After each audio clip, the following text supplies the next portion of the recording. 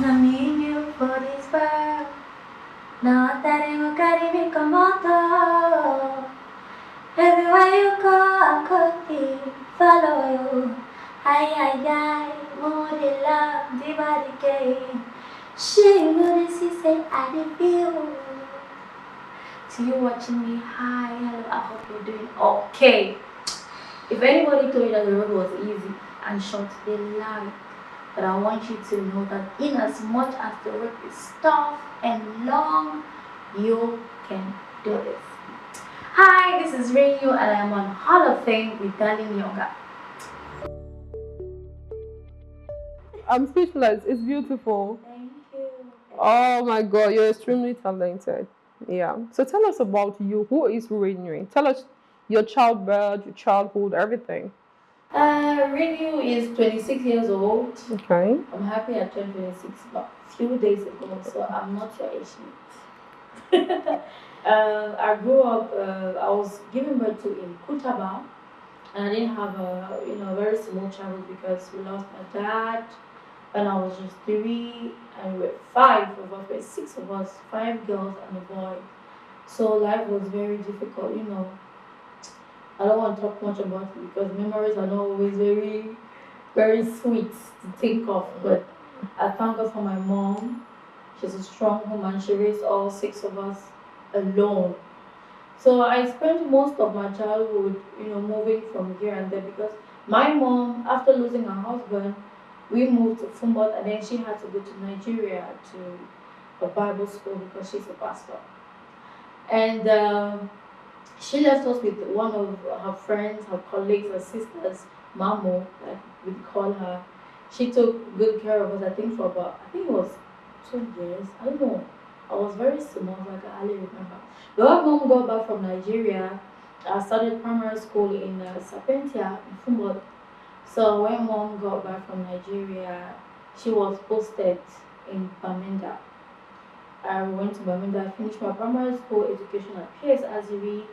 I think I was class 6, yes, that's 6. I finished and then I went to GBH's downtown for 7 years where I got my ordinary level and advanced level. During these times for me, it was still difficult because I saw how mom would struggle. Sometimes we'll have nothing to eat. We eat parched corn, fried corn. It was very hard, and I happened to be the most fragile child of my mom, and I got attacked most of the time with sickness. I remember in class 6, I think it was 6 months of boils back to back every day on my buttocks, boy. And, I didn't go to the hospital. Yeah, it was difficult. So I got sick time and time again. But then the spirit of togetherness and the family kept us strong, and we would only think of the good things that God was doing for us. Yes, singing has always been part of me, but I remember singing for the first time in church with my family. I think that was in Fumbo during a convention at church, and we were singing this song. I think it's Done When God Will Make a Way where there seems to be no way. And I remember how people cried because they knew exactly what we were going through. But then I kept on singing in church, in school. It was a lot crazy in high school when I had a couple of friends who knew I could sing very well, so they always call me out, "Hey, Comfy, come and sing for us, come and sing." And I kept on singing. And then I joined the gender club because I've always been very interested in underprivileged kids because I was one myself. I've always been very interested in this, people who struggle, especially the girl child. So I joined the gender club, we went out sensitizing girls on the fact that they could be anything they wanted to be. They were strong, they were successful, they were resilient and all. I later joined an NGO, Mother of Cameroon, with the same cause of reaching out to underprivileged kids, girls especially, because I led a campaign together with a friend of mine, Cerise Cynthia. We led a campaign, Our Girls Our World. So we tried to reach out to many people, many girls as as many of them as we could, because girls needed to know that we were there for them. It was difficult. I mean, as a girl, I'm not your icon, so you can understand. With your menses, that you cannot talk to your parents about it and all that. We wanted you to be comfortable, so we let the campaign our girls our work. Shortly after that, when I had my advanced level, I moved to the University of Chang, where I studied modern English letters. I studied it for, I think it was 3 years. I had my degree. I started the master's program, but then it wasn't giving what I wanted, so I had to let it go. I Okay. moved to Yaoundé, where I started teaching, because growing up I always had also this top three on my list. I want to be a journalist, I want to be a teacher, I want to be an actor.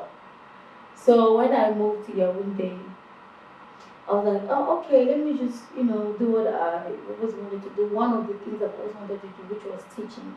And I thought nursery school, nursery two, I think for about 3 years.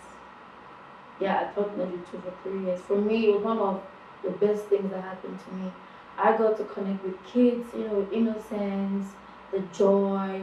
There was just something about these kids that rubbed off on me. I think that is why I'm like this, too much like this. I think it's the kids that rubbed off on me. Okay. But yeah, in the course of teaching, I was still singing here and there. I recorded a song sometime. I think it was Simi's Love Don't Care. I was singing. I recorded it on my phone. I sent it to my brother Moose, because he was already in contact with Mr. Ashu of Akuma Music. Okay. I was blessed to have been sorted out by Akuma Music, Mr. Ashu Nomad, and almost 4 years later, voila. Boom. Yeah. It's like you never ate corn. It's like you didn't grow up in abject poverty. Let's talk about the rest of your siblings before we continue. Okay. Where are they now? How are they doing? Everything. Everybody is fine. All of my siblings are married. Oh. Yeah. Okay. They're all with their husbands and their kids. Life has been fair, I'll not lie, because what we've been through, and now, true, life is not a bed of roses at all. But they're doing so well. They're fine. My brother Mose, the one Paddy, he's into music as well. So I'll say God is good.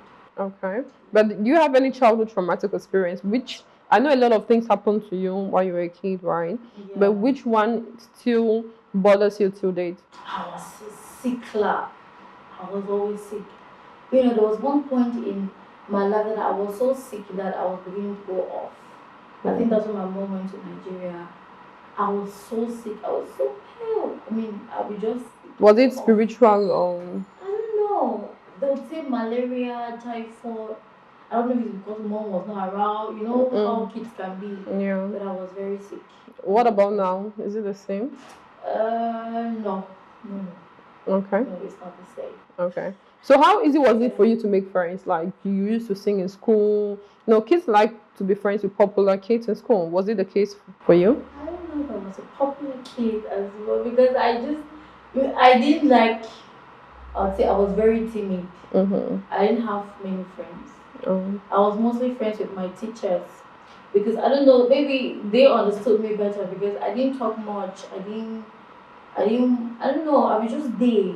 I think I would not say boring, but I was in a world of my own.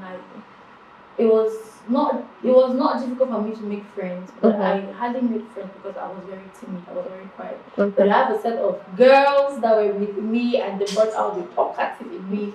Those are my girls, Nubia, Annette, Vanessa. We were in the same school, but we got really close in high school. And so now those people make me, hey, I can talk now. So now that you're Rinyu, are they still your paddy? Yeah, not because I'm Rinyu. We are no longer that close, because we grew apart. After high school, all man to hustle. So we go to the university, and so it drifted us apart. But we still say hi, hello, how you doing once in a while. Okay. Okay. Now my next question is this: what was your mother's dream job for you? My mom has never had a dream job for me. Oh. Yeah. My mom just wanted me to be happy and be a good girl. Okay. That's all she wanted. But I wanted to be a scientist or whatever. She just wanted me to be a good girl and never stop believing in the girl that saw us through the hard times. So she was never like, I want you to be this. No, no. I beg you. That's at the bottom of their team. Back when they don't care. The only thing is don't still like bring it to my house. Yes, Okay. Tell us detailing how you got discovered by the boss of Akumba Music. First off, we are family. I'll not say family, like we are literally family because my kid sister is married into astronomers family. So first off, we are family. And then, like I told you, I was doing this Simi Love Don't Care and he heard it and was excited.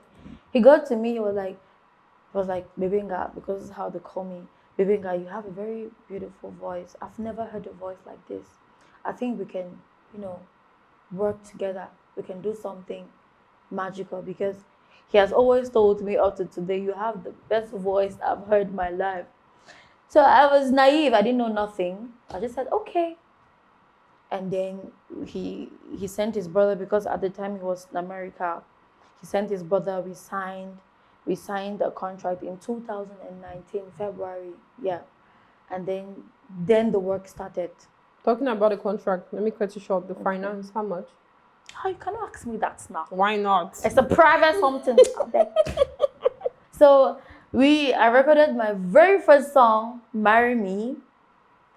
The experience for me was a little bit hard, but I tried to hide it because I was grown and I needed to show that, okay, I'm ready for the task. So we recorded "Marry Me." Later on, it was "Where You Day." After it was "Chakara Love," "Stay Me for Christmas." The songs kept coming and coming, and then we are here today. Wow, Rinyu. Yes. You wanted as short as possible. Let me take you back again, yes? Now, when you got signed, what about your brother? My brother was signed the same day as me. Okay. Yeah, my brother was signed the same day as me. Yeah. Were the terms and conditions the same? My brother's contract. So it was when he has to do with profession, my brother has his contract, his terms. I had my contract, I had my terms. Okay. I think they were the same because at the end of the day, I saw us doing the same things. So yeah. Okay. Now before you were officially signed into Akumba Music, did you have a mastery or an idea of how the Cameroon music industry works? I didn't even know that it was an industry. I was just blank. I was an A4. Neat. Nothing. But did you know of any Cameroonian artists at that time? Of course. I was in Chang. I listened to a lot of music. But I'm going to say something that might shock you. I didn't know that these people did music for, like, it was their thing. I thought maybe they were just having fun. I was very naive. I didn't know anything at all. I listened to a lot of Bless B, a lot of Loco, a lot of Salatiel, Daphne. I listened to them like a whole lot. Okay. So at what stage did you discover, oh, okay, I'm finally in and I'm singing like the Blaze Beat and this is actually serious. It's not for pleasure, it's not for leisure. After my 4th single. Yes. Wow. Yes. Because like I said, I didn't know. I had just my Facebook profile. I didn't know nothing. So my label created a page for me, Rinyu, and then I woke up one morning, I started seeing Studio Shobi statue in the post. My song "Marry Me" I was like, okay, that's what I do for you. Before then, I started getting a little bit verse with stuff. I was like, okay, so there's something that they call a blog. Oh, okay, this is a blogger. Okay, that's how I learned on the job. Okay. Yeah. Okay. So now when you dropped your first project, that was "Marry Me," correct? Yeah. How did the world receive it? I was surprised because it was my first time. I just showed head and the love was amazing. I remember when I went to 237 Showbiz, I saw the comments. I was like, wow. I was one this. It was like Komote. This is amazing. I was shocked because I thought I was going to be just me and my family vibing to it, but the people were like, okay, let's give this girl a try. And I was like, wow. Yeah. Okay, thank you. Now, when you spoke about your dream jobs, you had three dream jobs, right? Yeah. To be an artist was not part of it. Yes. Yeah. Now suddenly you became Rinyu, blogs are posting and tagging you, people are loving your song, people who are not your family. Yeah. How was this moment for you? I always say that music called me, because if you ask me how I'm here, I'll, if I say I know, I'll be lying. I I wanted something different for myself. I wanted a more private life, a more quiet life, a little family just somewhere. I mean, I have my cool head, but then I don't know how music came and fetched me from where I was, because I cannot explain. I mean, I try to put in circumstances together. I cannot explain. Music just came and fetched me. Okay. It came through my boss, Astronomat. It came and fetched me where I was, because I didn't know I could sing this good. I was, singing for leisure. I was just singing. I didn't know something You good. could commercialize it something. Yeah. Okay. Now you were in the same label with your elder brother, right? Definitely, you guys are singing. You came out with a collaboration. You know, you did a song together. It was amazing. And then your brother had to leave. How was it? It was sad, very sad, because for me it was already, I was very comfortable. I was with my family and all that. But people have different life directions. People have different things they want for themselves, and it cannot always be what we wish for. Can always be, well, I really want you to stay, but what if it's not going to work here? What if it's going to be better the other way? So it was sad for me, but I'm okay, because I know that he's doing what he has always wanted to do. He's happy. He's doing music. We all are happy. Okay, you all are happy. Yeah. Now, you are his younger sister. Yes. Good. I am.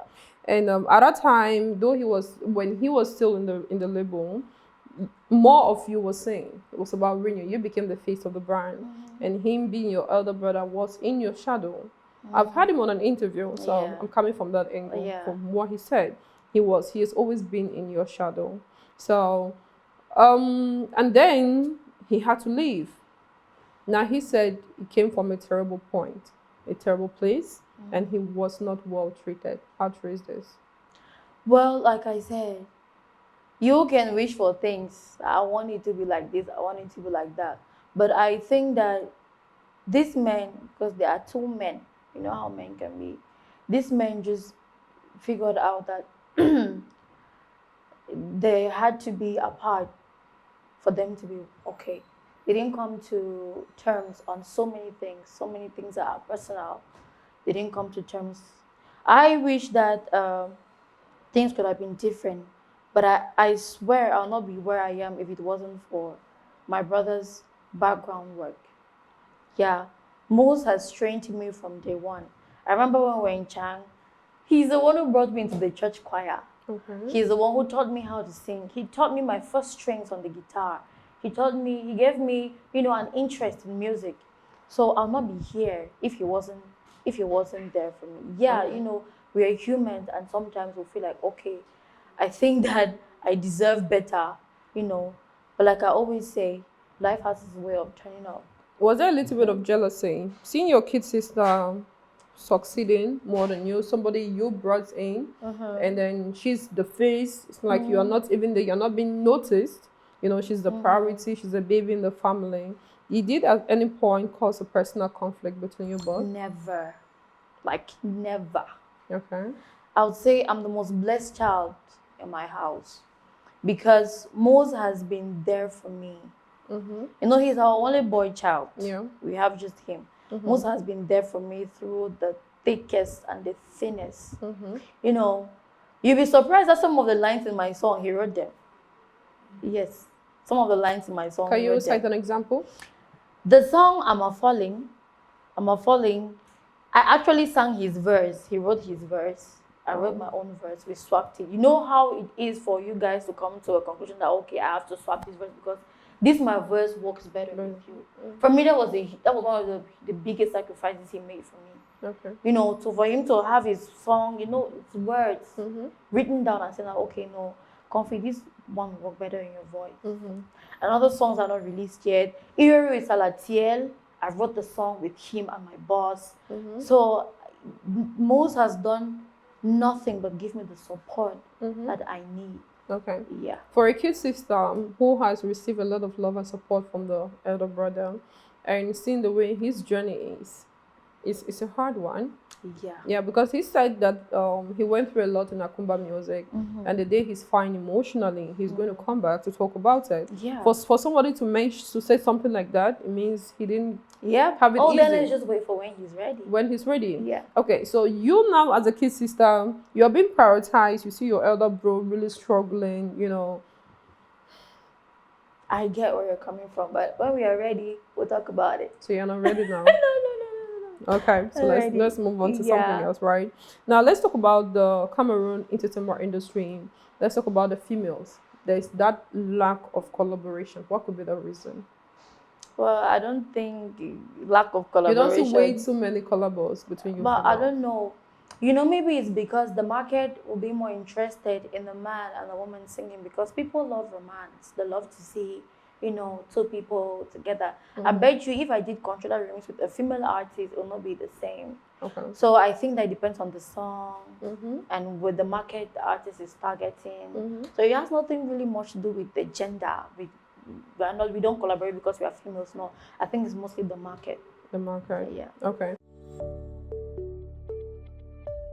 So if someone were to ask you, Rinyu, how is it like in Cameroon? How does the industry function? What would you say?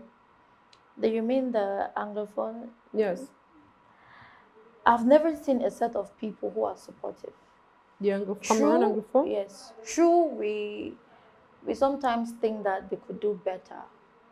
But I would say I have you know, grown from nothing.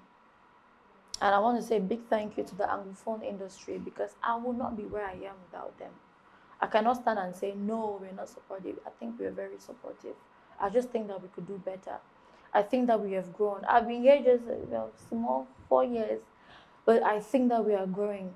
Because before I came, I'm sure there were not as many artists as there are today. We are the new generation don't, really grow. Yeah. So I think that the music industry, the Anglophone music industry is growing. I think we're doing our best. So when you say Cameroonians, the viewers, the audience needs to do more, what exactly do you mean? Well, sometimes we think that it will end up at just, hey, Rinyu, your song is beautiful. Like I was saying on my TikTok the other day, when we released the song Love Me with Elisha K, I had a lot of beautiful comments. Like, Rinyu, this song is beautiful. I hope it blows. I pray it blows. And I was like, guys, we cannot pray for a song to blow. We have to work towards the blowing of that song. What I said was this: we have to go to YouTube, like the song, obviously, which we do, but it doesn't end at that. We have to share, we have to do videos because, as we know of now, the biggest platform is TikTok. Yeah. So we have to go in there, do these videos, share the songs. Let's not wait for people to tell us that there is a winning prize before we can, because we see how other people or other countries actually hop on their songs and all that. So I just think that if we could be more intentional, a little bit more intentional, because already we know what we are supposed to do. Yeah. We know what we are supposed to do. But if we're a little bit more intentional about the things that we do, I think we're going to grow faster than the way we are doing. Okay. Yeah. Now, if you have to compare the way Cameroonians, artists like yourself, treat their fans and neighboring Nigeria, you see Nigerians, they do more for their fans. They often organize free shows. They do giveaways. Now, coming from the comment section, what Cameroonians often saying, that you people focus on yourself and artists have that entitlement spirit. It's like Cameroonians owe you people a lot. What's your take? Well, I think that this thing has to be two ways. I'm going to start with a level of the artist. Being an artist is not easy. There's a lot of pressure. And sometimes I have the impression that fans think that artists just walk around on the streets and pick money. So they just have to come out and give away. Or artists, when you get into the studio, you stay for 8 hours. You record the song. And then you go back home, producer says he lost the song. You have to come back and do it. So it's very frustrating, you get. And then when you finally put this song together and then you put it out, and then the fans don't, treat it like you expected, they will not know where you're coming from. So if you get frustrated and you start talking, oh, you're not supportive, you might not know where the fan is coming, the artist is coming from. It's been maybe, for example, 2 weeks of hard work, okay, and then yeah, the fans have really, I would say, they're just goodwill people. Because as a fan, I'm a fan of many artists. I don't expect them to give me anything in return. Yeah, I love you. I love your music. I don't expect you to come and do something for me for free because I love you. I love you. I love you. That's me. Okay, I don't know how other people do it. Now, I am that kind of person. I love to do good. I love to give out. I mean, so many people always complain that one day you will run dry because you give out a lot. But most of the times, I don't put it out there on social media because for me, unless it is something that involves the fans, like on my birthday, I asked people to, give in something for the little girl Malia who lost her dad.